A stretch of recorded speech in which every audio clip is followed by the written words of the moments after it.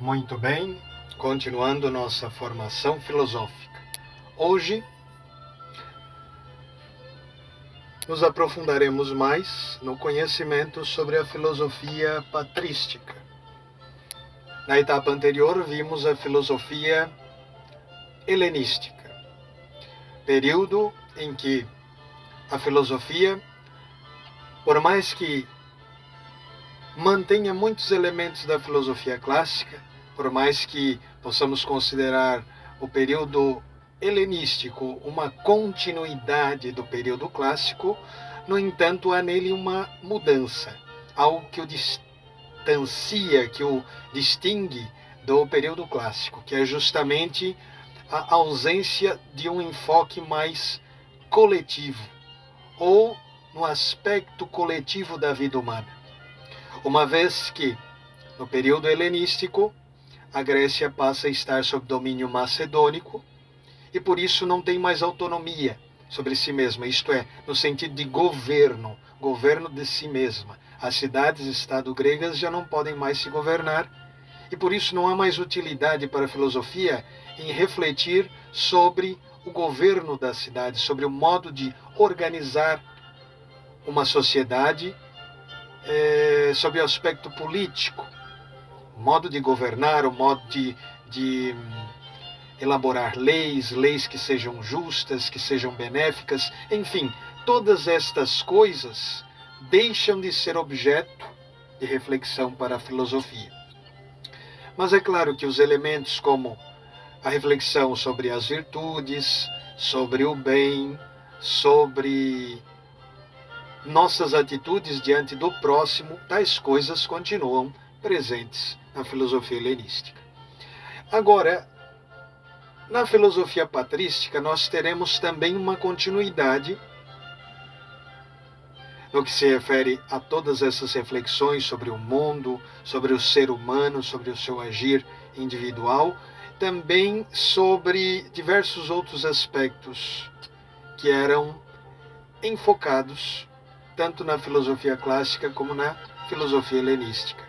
Mas agora temos um diferencial, como todos os períodos trazem algo diferente, este trará o seguinte, que é a relação entre filosofia grega e doutrina cristã.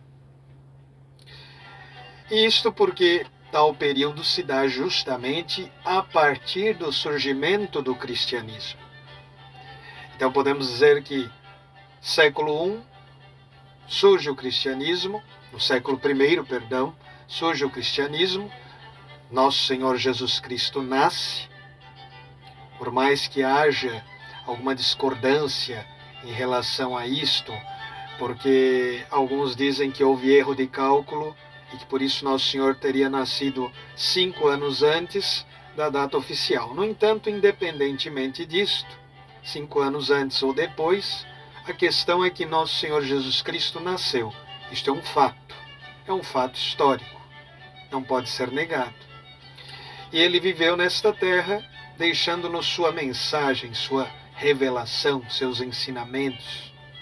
E estes, por sua vez, foram passados aos apóstolos, aos 12 apóstolos. E estes, por sua vez, também passaram, no decorrer de toda a sua existência nesta terra, a outros esta mesma mensagem.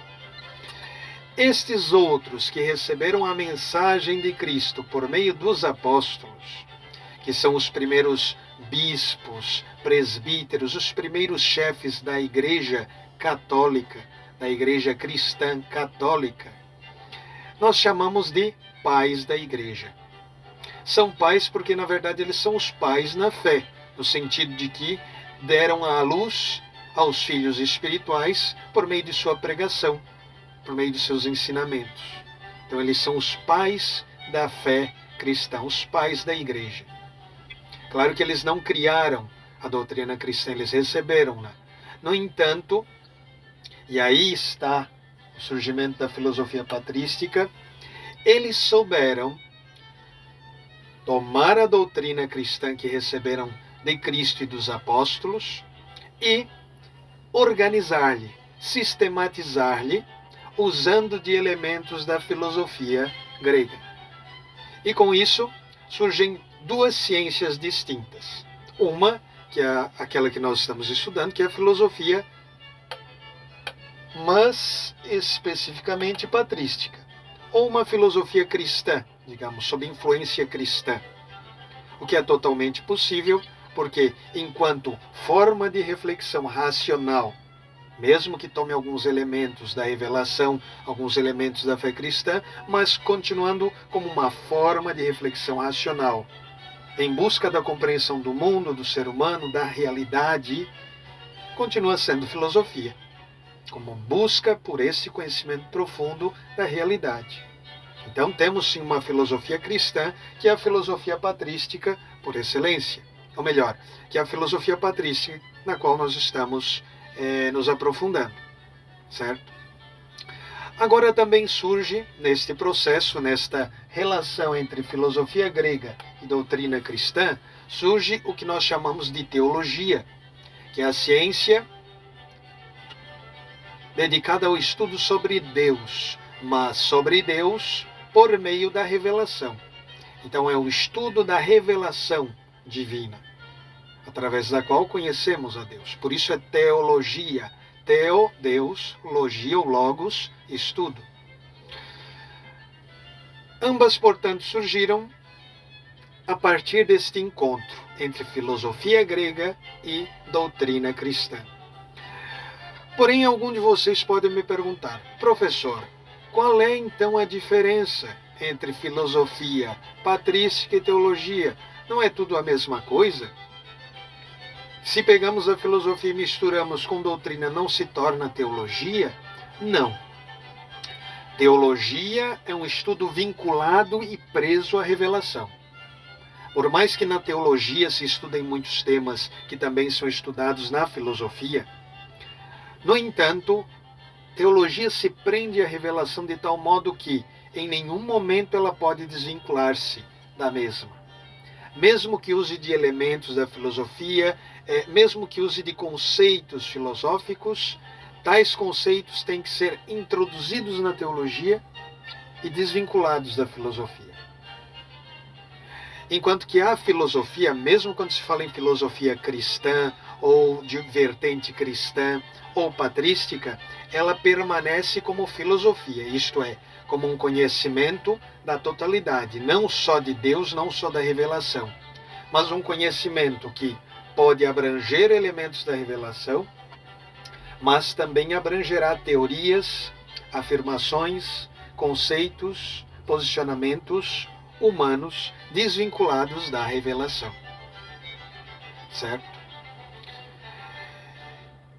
Então, uma coisa, para ficar bem claro, uma coisa seria, por exemplo, eu como filósofo,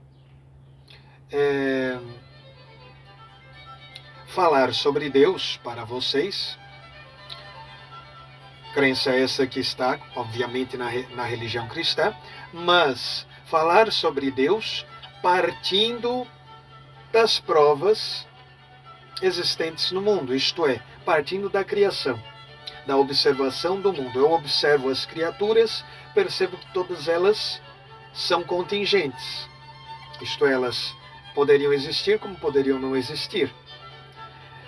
E elas, ao existirem, receberam um ser de outrem, não de si mesmas. Todas elas. E se todas elas são assim, para que todas elas existam, elas dependem de um ser que lhes tenha dado existência sem precisar receber, né, esta existência de outro. Porque se ele precisasse receber, teríamos que apelar para um outro ser. Então, este ser que não recebeu a existência de ninguém tem que possuir existência plena em si, desde sempre e para sempre.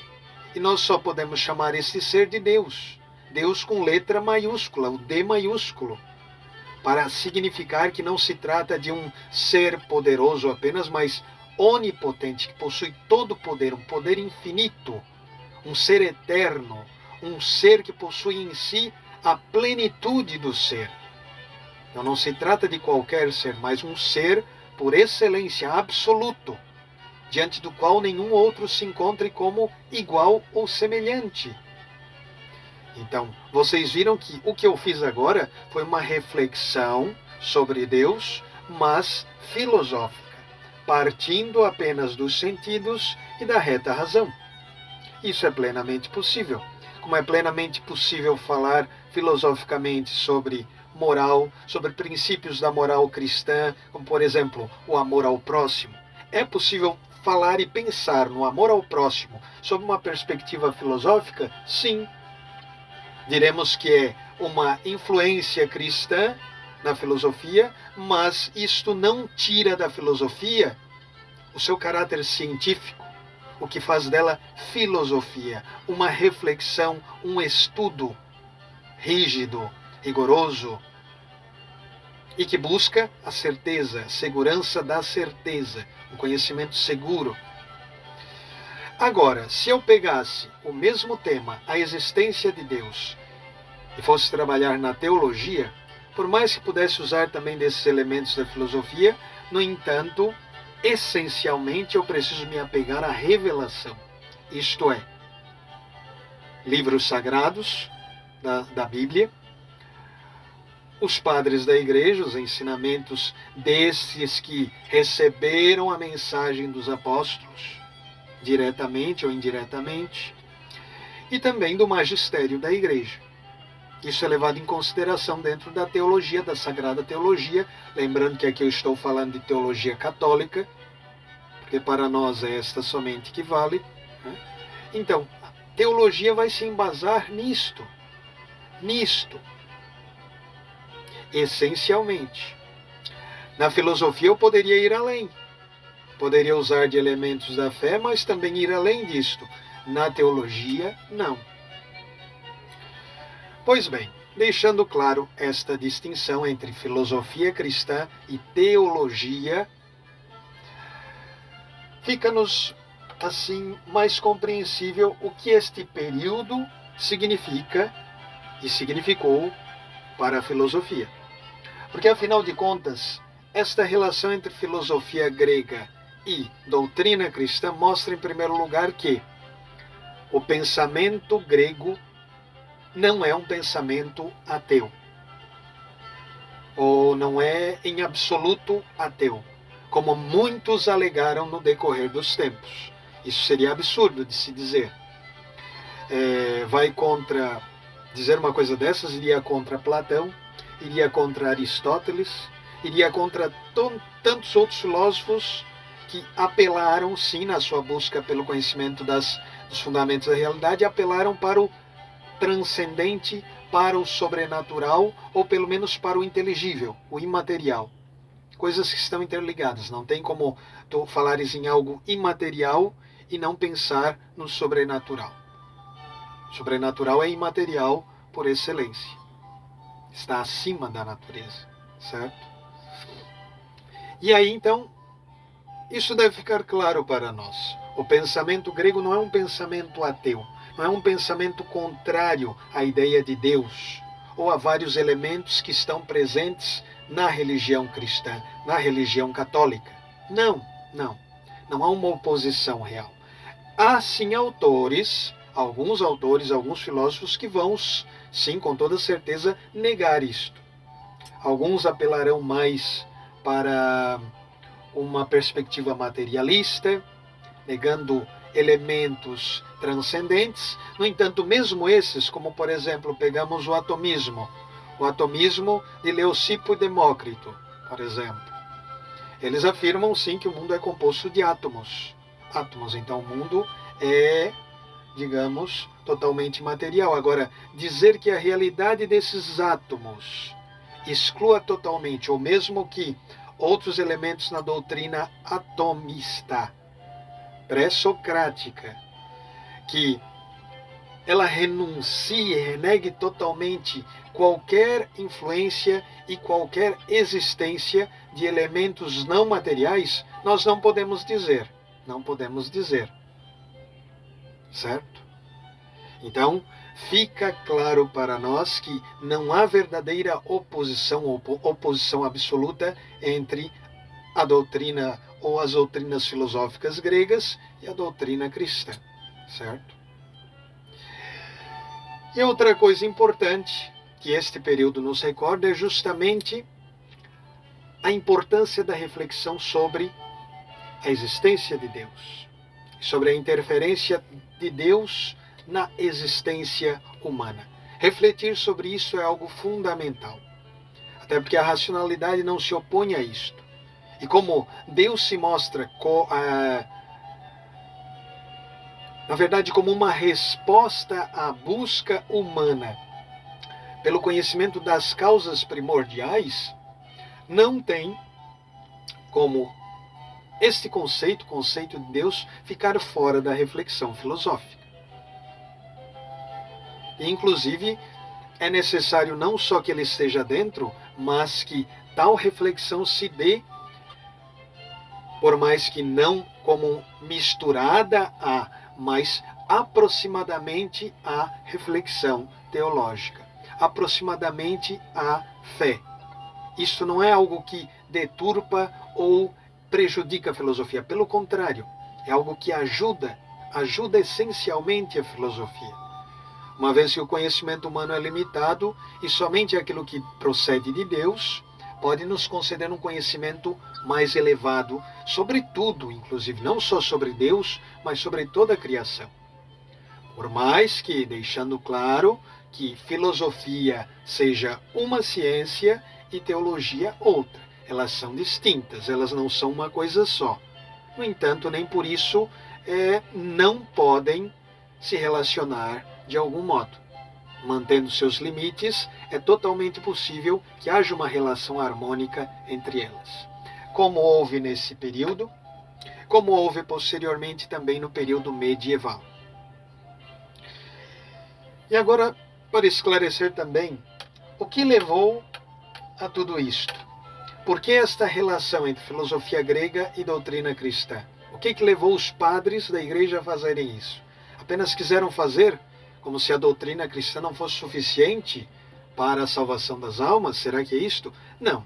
Na verdade, estávamos ainda nesse período diante de grandes perseguições. O cristianismo, a religião católica, inicialmente não era aceita pelo Império Romano, era perseguida. E intelectualmente o cristianismo, a doutrina cristã não era bem vista.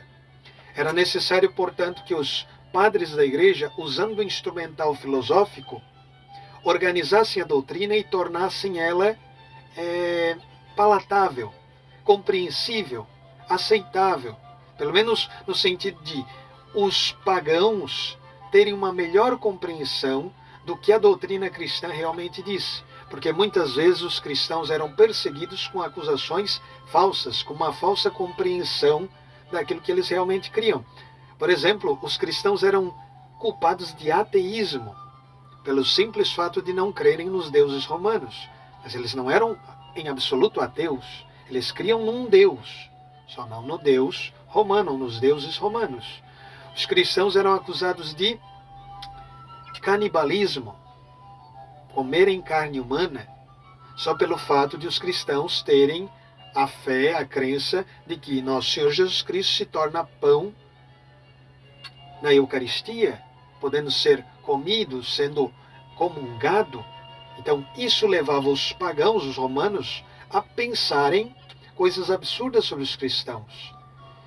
E era justamente por isso que os cristãos, como forma de defesa em relação a essas perseguições, como uma apologia, eles buscaram expressar a fé usando desse instrumental filosófico, de modo que assim ela fosse mais compreensível intelectualmente, ou melhor, compreensível aos intelectuais da época, de modo que assim também se eles compreendessem melhor o que os cristãos realmente diziam e não perseguissem mais os cristãos e sua fé. Então, com o intuito de tornar a fé mais compreensível aos pagãos e também com o intuito de defendê-la diante das perseguições. Para isso surge essa relação entre filosofia grega e doutrina cristã. Inicialmente, a doutrina filosófica mais utilizada pelos cristãos nesta relação foi a doutrina platônica, o platonismo, que vai encontrar como ápice nesta síntese nesta relação em Santo Agostinho. Santo Agostinho vai pegar o pensamento platônico, não sei se todo, mas em grande quantidade ou com grande intensidade, e vai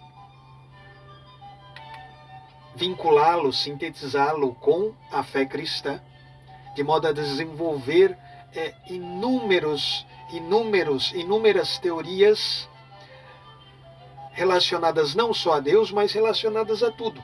O que Santo Agostinho vai fazer é realmente filosofia, porque ele vai se desenvolver todo um estudo sobre o mundo, sobre o ser humano, sobre aquilo que compõe o ser humano em sua interioridade, e também sobre Deus. Mas, ao mesmo tempo, Santo Agostinho também fará teologia. Então, Santo Agostinho será teólogo e filósofo. Só que nós distinguimos o que ele faz, o que ele fez em teologia daquilo que ele fez em filosofia, porque há limites. Esses limites são bem claros.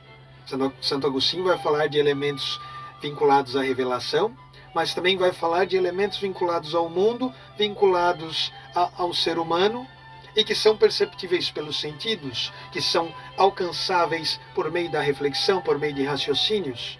Então, Santo Agostinho fará as duas coisas, filosofia e teologia, e embasando-se em Platão, usando do elemento filosófico grego presente no platonismo, certo? Esta será uma grande jogada deste grande santo e doutor da Igreja. Então, espero que tenham compreendido o que nós estamos passando nessas aulas sobre patrística, e espero que possamos nos encontrar em nossa próxima aula. Fiquem com Deus e até nosso próximo encontro, se Deus o permitir.